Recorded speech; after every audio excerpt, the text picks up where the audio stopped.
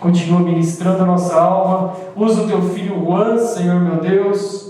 Usa o teu servo, Pai querido, para ministrar-nos mais, Pai, para trazer os teus juízos, a tua palavra, a luz, o resplendor da tua glória e a tua instrução, Pai, sobre o teu povo, porque nós somos carentes de ti. Fala conosco, Jesus, mais. Amém. Quer usar isso? Faz, não sei como você acha. Som. Quer usar isso? Cumprimento os irmãos na paz do Senhor Jesus. Amém. Meus irmãos, é de alegria estar junto aos irmãos. É uma honra para mim e para minha esposa Sueli estar junto aos irmãos, porque nós, de algum tempo para cá, estamos longe dos irmãos, em outra cidade, embora perto no Espírito Santíssimo de Deus. Glória a Deus. Glória a Deus. E uma alegria tremenda de poder compartilhar a palavra com os irmãos, de trazer uma mensagem e ao mesmo tempo de receber tanta revelação de Deus como tem sido nesta reunião. Meus irmãos, o Senhor colocou uma palavra no meu coração aqui no Evangelho de Lucas, capítulo 13. Evangelho de Lucas, capítulo 13. Lerei primeiro a partir do versículo 22, na parábola da porta estreita. Depois, após ler e comentar, eu quero ir ao início do capítulo. Mas eu vou ler aqui no versículo 22 e faço a leitura desta palavra em nome do Padre, do Filho e do Espírito Santo. Amém. Glórias a Deus. Amém. Versículo 22. Diz assim a palavra: E percorria as cidades e as aldeias, ensinando e caminhando para Jerusalém. E disse-lhe Senhor, são poucos os que se salvam? E ele respondeu: Porfiai por entrar pela porta estreita, porque eu vos digo que muitos procurarão entrar e não poderão. Quando o pai de família se levantar e cerrar a porta, e começar a estar de fora, e a bater a porta, dizendo: Senhor, Senhor, abre-nos. E respondendo ele, vos dizer: não sei de onde vós sois. Então começareis a dizer: temos comido e bebido na tua presença, e tu tens ensinado nas nossas ruas. E ele vos responderá: digo-vos que não sei de onde vós sois. Apartai-vos de mim, vós todos os que praticais a iniquidade. Ali haverá choro e ranger de dentes, quando virdes a Abraão, Isaac, Jacó e a todos os profetas no reino de Deus, e vós lançados fora. E virão do Oriente e do Ocidente, e do Norte e do Sul, e assentar-se-ão à mesa no reino de Deus. E eis que derradeiros há que serão os primeiros, e os primeiros há que serão os derradeiros. Amém. Glórias a Deus. Eu não orarei novamente, porque o pastor missionário Alan orou por esta pregação e pelos doentes da igreja. Glórias a Deus. E por qualquer um que estiver doente, que estiver escutando estas palavras de adoração ao nosso Senhor, eu clamo junto com a igreja para que todos sejam curados, sarados. Amém? Amém. Lhe perguntou a Jesus se era difícil para entrar no reino dos céus.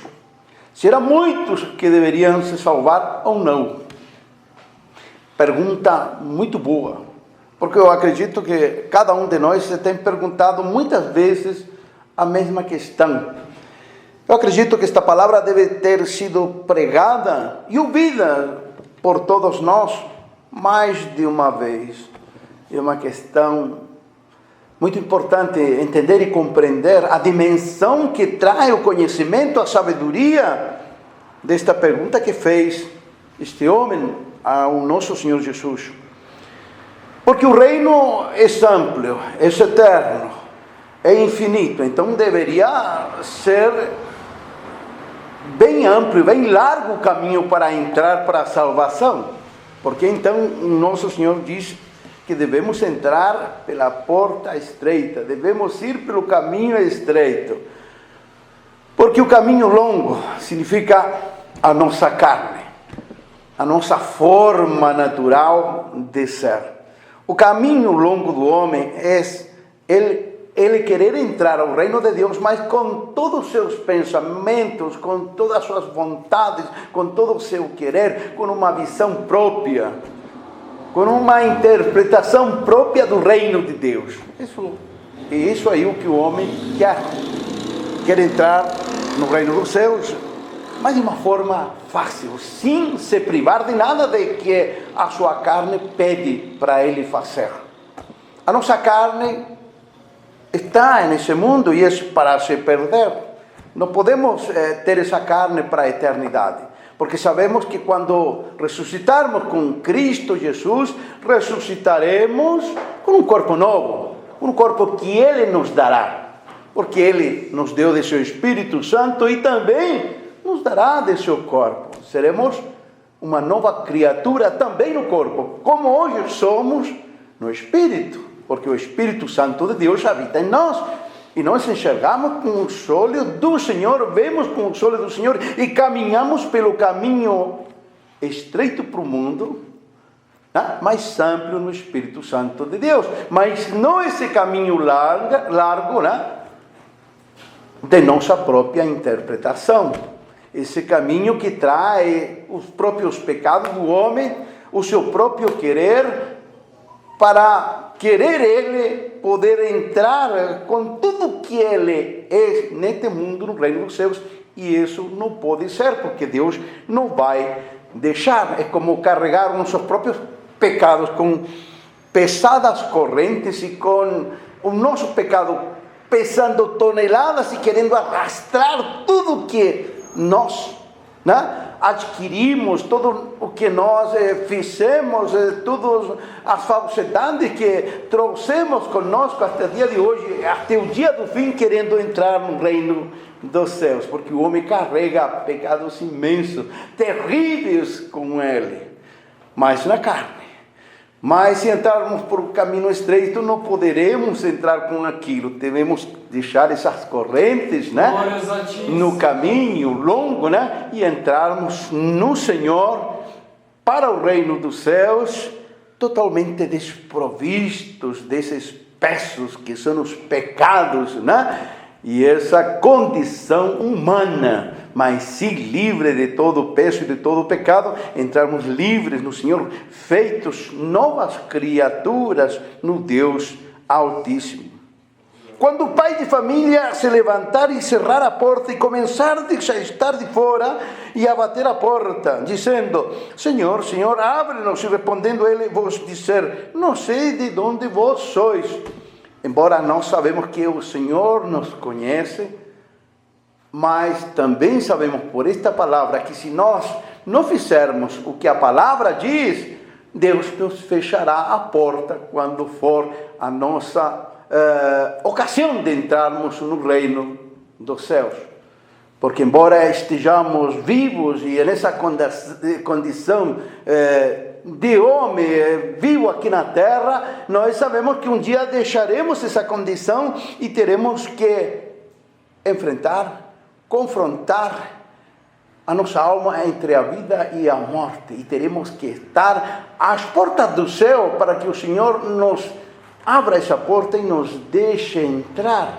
Mas se não fizermos tudo que o Senhor pede, ou tudo que o Senhor ordena, se não deixarmos essa condição humana para trás, o Senhor não vai abrir a porta e vai dizer que nunca nos viu, que nunca nos conheceu.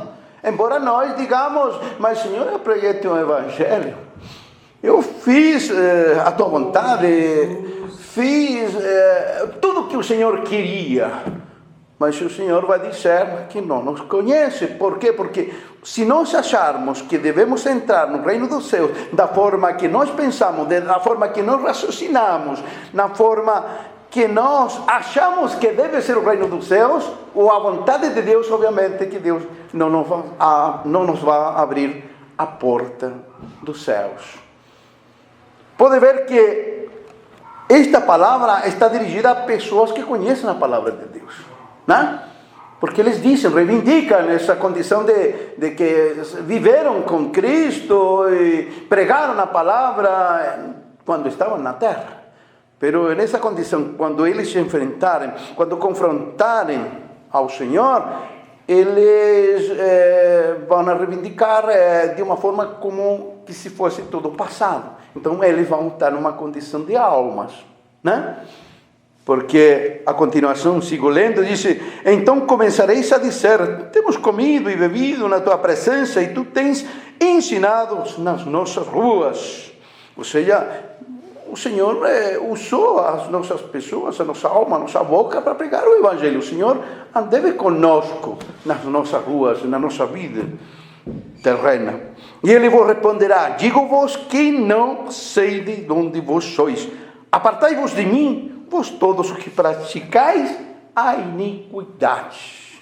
Então, quem anda pelo caminho longo para entrar no reino do céu, mas não faz a vontade de Deus, é porque anda em iniquidade, porque não está fazendo a vontade de Deus. Graças a Deus que Deus nos deu um conhecimento, uma sabedoria para nós entendermos e compreendermos o que é o certo e o que é o errado. Porque mesmo uma pessoa do mundo sabe o que é certo e o que é errado. Mas nós que conhecemos o Evangelho do nosso Senhor Jesus, sabemos o que é certo, o que é errado, porque a palavra nos ensina, ela nos diz o que é certo, o que também é errado. É verdade, Senhor. Isso não andar na iniquidade que nós entramos todos os dias, porque estamos no reino dos céus, e entramos todos os dias no reino dos céus, e entraremos no final dos tempos também.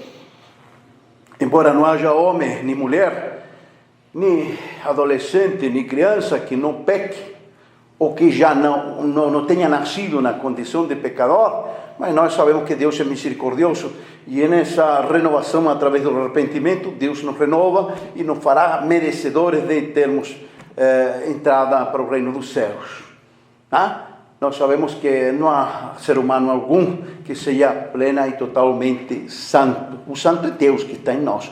Nós somos santos porque o santo está em nós. E o santo nos alimenta em santidade. Agora, nossa mente nos diz fazer coisas erradas. Eu escuto muitos pregadores e falar da palavra como eu estou falando. E muitas pessoas imaginam que talvez aqueles homens estejam numa santidade melhor, superior a qual nós estamos, a qual você está, mas não é bem assim. O santo é Cristo, e o santo atua para que aquele que prega a palavra de Deus, aquele que vive dentro da igreja, aquele que tem o Espírito Santo de Deus, possa se manter nessa santidade. Um homem mais santo que o outro, somente há homens mais obedientes que outros e outros menos obedientes.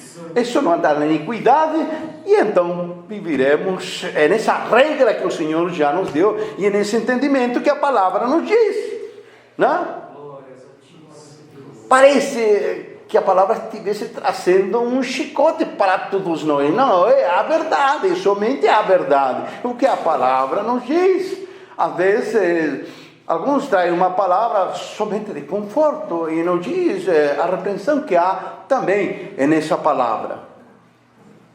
A palavra deve ser escutada e dita como ela está escrita, para que o Senhor fale sempre, constantemente conosco. Glória a Deus. E ali no versículo 28 diz: ali haverá choro e ranger de dentes, quando virdes Abraão, Isaac e Jacó e todos os profetas no reino de Deus e vos lançados fora. A que se refere neste versículo a palavra de Deus?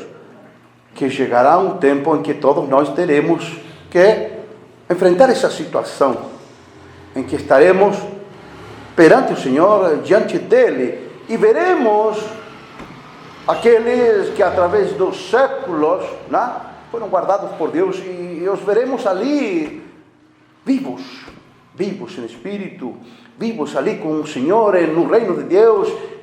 Mas aqueles que não fizeram a vontade de Deus terão que ficar fora. A palavra de Deus nos ensina que o Senhor, quando veio, o Senhor Jesus Cristo, a muitos levou com ele. A muitos. A todos aqueles que, desde Adão até o tempo de Jesus, tinham estado adormecidos ali no lugar dos mortos, o Senhor ressuscitou a muitos. Assim diz ali em Mateus 27, que os túmulos se abriram e ressuscitaram com o Senhor. Mas também depois disso, quando o Espírito Santo foi derramado sobre a face da terra, o Senhor também recolheu a muitos, aqueles muitos, milhares de milhares que adormeceram com o Espírito Santo de Deus, também estão guardados no Senhor. Então, sabemos que alguns também se afastaram de Deus, embora tivessem ao princípio adorado a Deus, eles acabaram se afastando de Deus e acabaram perdendo a salvação. E esses que acabaram perdendo a salvação, tiveram que, se tinham o Espírito Santo, confrontar a Deus, porque todo aquele que já foi separado por Deus para a salvação, ele já está guardado por Deus. Tem alguns teólogos que dizem que aquele que tem o Espírito Santo de Deus não pode se perder, porque já tem o Espírito Santo de Deus, mas não é o que a palavra diz em Hebreus 6, em Hebreus 10, que diz que aquele que pisa sobre a salvação não tem uma segunda chance. É verdade, Senhor. Sabemos que também se refere esta palavra aos judeus que não acreditaram em Deus e eles ficaram nas trevas durante estes 2 milênios por não ter acreditado em Deus. Mas também se refere aos homens que tinham o Espírito Santo de Deus e ao morrer ou adormecer tiveram que confrontar-se com Deus. Mas ficaram nessas trevas exteriores, nos próprios abismos, convertidos em próprios demônios, uma vez fora do reino de Deus.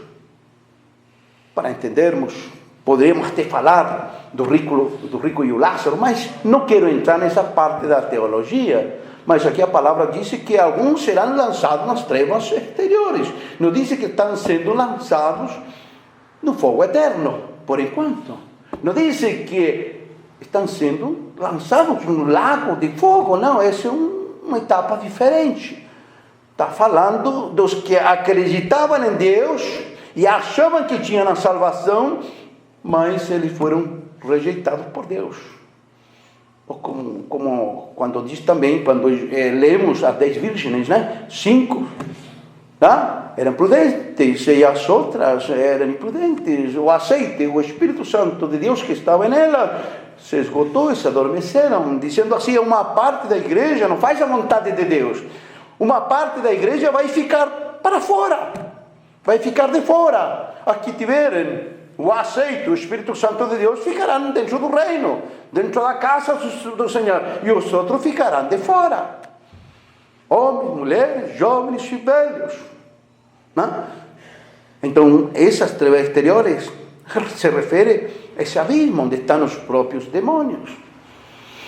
De que adianta depois reivindicar que pregamos o Evangelho, que quisemos fazer a vontade de Deus, mas não a fizemos? Só a oportunidade enquanto estivermos vivos. E virão do Oriente, do Ocidente, do Norte e do Sul e assentar-se à mesa no reino de Deus, ou seja, no mundo inteiro. E é que derradeiros, os últimos, serão os primeiros, os últimos serão primeiros e os primeiros aqui serão derradeiros. Meus irmãos, aí vou para o mesmo capítulo, ao início. Diz assim: E naquele mesmo tempo estavam presentes ali alguns que lhe falavam dos galileus, cujos sangue Pilatos misturara com seus sacrifícios. Ou seja, alguns que foram mortos, né? Pelos romanos. E respondendo Jesus, disse-lhes: cuidai vós que esses galileus foram mais pecadores do que todos os galileus por terem padecido tais coisas. Não vos digo antes, se vos não arrependerdes, todos de igual modo morrereis, ou perecereis. Ou seja, se vocês veem grande desgraça no mundo, e o castigo de milhões e milhares de seres humanos pela falta de fé, ou porque se opõem a Deus, porque adoram outros deuses, pela idolatria, pela maldade deles. Se eles morrerem, o pecado deles é tão grande como de qualquer crente se ele não se arrepender de seus pecados. A palavra está falando assim. Tem que ter arrependimento para ter uma renovação. Tem que ter arrependimento para que o caminho estreito, que o caminho do Senhor seja amplo para a vida eterna. Agora, se não for estreito esse caminho, vai ser um caminho amplo, largo, com os próprios pensamentos do homem, pelo seu próprio querer, pelo seu próprio pecado, e ele não poderá entrar no reino, porque o caminho do Senhor é estreito, ou seja, somente fazendo a vontade dele. E para fazer a vontade dele, temos que deixar essa natureza para trás, porque essa natureza caminhará por esse caminho largo que é o mundo inteiro. Se você quer viajar para outro extremo da face da terra, você pode ir, pode fazer o que quiser, é um caminho largo, você pode fazer na liberdade que o Senhor nos deu na terra, podemos fazer o que quisermos, é um caminho largo, mas isso nos leva à perdição, somente o arrependimento nos leva, né, para o reino do céu. E aqueles 18 sobre os quais caiu a torre de Siloé e os matou, disse o Senhor. Cuidais que fora mais culpado de que todos quantos homens habitam em Jerusalém. Ou seja, porque teve um castigo sobre alguns ímpios, não quer dizer que eles são mais culpados que aqueles que não se arrependem. Ou seja, se o cara não se arrepender, tem a mesma condenação. Ou seja, está totalmente perdido, não há salvação para ele. Às vezes eu me pergunto assim, será que todos os nossos irmãos, todos os crentes da face da terra, de toda a igreja do nosso Senhor Jesus Cristo, não se dão conta de que deve haver um arrependimento diário para que possa ter o perdão de Deus? Ah, mas alguns vão falar, eu nasci crente, eu sempre fui evangélico, eu sempre teve na graça de Deus, eu já tenho o Espírito Santo de Deus, eu não tenho mais morte na minha vida. Mas acontece que a palavra nos diz o seguinte, que aquele que pisa sobre a salvação, aquele que não faz a vontade de Deus, aquele que não se arrepende diariamente, ele vai pelo caminho da iniquidade. Devemos cuidar da nossa salvação. Mas agora que o mundo inteiro está se reunindo nesse grande corpo da besta e do falso profeta, o falso profeta são todas as mentiras que há no mundo inteiro, todas as religiões, todas as filosofias, todos os pensamentos, todas as políticas, todo aquele lixo que nos querem colocar na nossa consciência, na nossa mente, para que a gente acredite que há uma nova era. Tudo aquilo lá, se não nos libertarmos daquele poder maligno, a gente não se vai libertar completamente do inimigo de Deus. O corpo da besta, o corpo do falso profeta, é o corpo humano bestializado, que não faz a vontade de Deus, e a cada dia se bestializa e se aprofunda mais na animalidade. Aquele ser humano, que são bilhões de seres humanos que não fazem a vontade de Deus, e se não nos renovamos diariamente, poderíamos ser levados com aquela maré, com aquela grande maré, né? aquele grande, como se chama? Onda. aquela onda vinda do mar, das águas do mundo, que nos pode arrastrar para o abismo e para nos perdermos para sempre. Meus irmãos, eu como pregador da palavra de Deus, eu prego desta forma, porque eu também estou no meio. Eu também tenho que me renovar dia a dia, porque eu tenho a responsabilidade de pregar a verdade. E se um dia deixo de pregar a verdade, vou me encaminhar para o lado escuro. Preciso demonstrar através da palavra de Deus, através da pregação do Evangelho, através da revelação do Evangelho, através da revelação de Cristo, nas minhas pregações, devo demonstrar que eu sim estou na presença de Deus vivo, para que assim seja um exemplo para meus irmãos e no meio de meus irmãos, e demonstre que eu devo ter a mesma humildade que meus irmãos têm ao arrepender-nos de todos os nossos pecados. Então, o que a palavra está dizendo aqui? Que a condição do homem, se não se arrepender, é a mesma. E não confundir que aqueles que temos o Espírito Santo de Deus, estamos sim para a salvação, e já fomos guardados e separados em santidade para o Senhor, mas se nos descuidarmos, o Senhor não nos vai tirar da salvação. É o inimigo que vai aproveitar a nossa fraqueza para nos destruir. Deus nunca vai querer nosso mal. O homem mesmo quer seu próprio mal. E ao querer seu próprio mal, Satanás aproveita.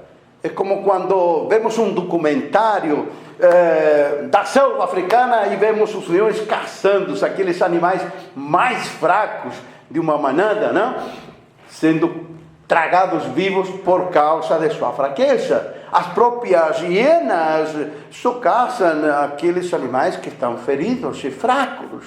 E aquele que está falto de fé é como um animal ferido e fraco, que não pode se defender, que não tem força para fugir, para correr do mal. E ele é caçado e é devorado. Devemos estarmos firmes na presença do Senhor, para que assim o Senhor nos mantenha fortes. E dizia esta parábola um certo homem: tinha uma figueira plantada na sua vinha, e foi procurar nela fruto, não achando.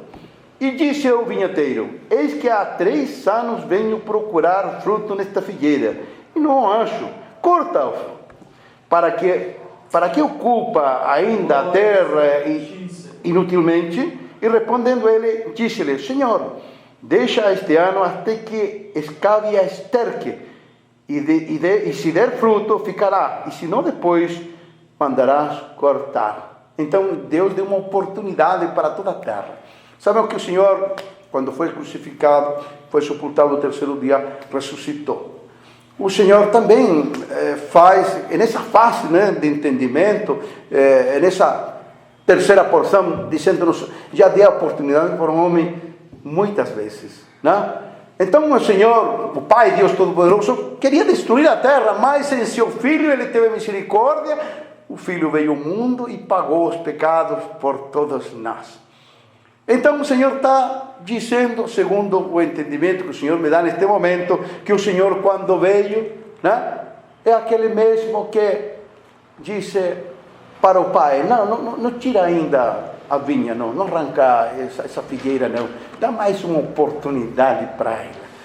Se depois de cultivar ela, colocar adubo e deixar ela, tentar fazer que ela dê frutos, e ela não der, então corta. Mas se ela der fruto, você a deixa. Então Deus nos deu essa oportunidade maravilhosa de estarmos junto dele, e Ele mesmo é o próprio adubo, Ele mesmo é a própria vida que temos dentro de nós, e por Ele vivemos, e para Ele existiremos para todos sempre. Meus irmãos, eu agradeço essa oportunidade do Senhor Jesus, e que a graça de Deus Pai, do Filho e do Espírito Santo de Deus esteja sempre conosco. Eu sei que essa palavra não é para apontar a alguém, não, é para que cada um de nós reflita, né, sobre a nossa própria conduta, porque cada um de nós sabe como nós nos estamos comportando diante do Senhor. Cada um de nós conhece seus próprios defeitos e pecados, e cada um de nós deve compreender e entender de como deve fazer para manter-se firme na presença do Senhor. Por isso que foi dito aqui, não há ser humano algum que não tenha pecado. Todos nós temos, mas todos nós também temos a oportunidade que num arrependimento pleno e sincero diante do Senhor, aos pés do Senhor, seremos renovados todos os dias. E estamos guardados com o Senhor e para o Senhor até o dia de sua gloriosa vinda. Amém. Obrigado por esta oportunidade. Amém. Glórias a Deus. Irmãos, essa palavra confronta o nosso coração.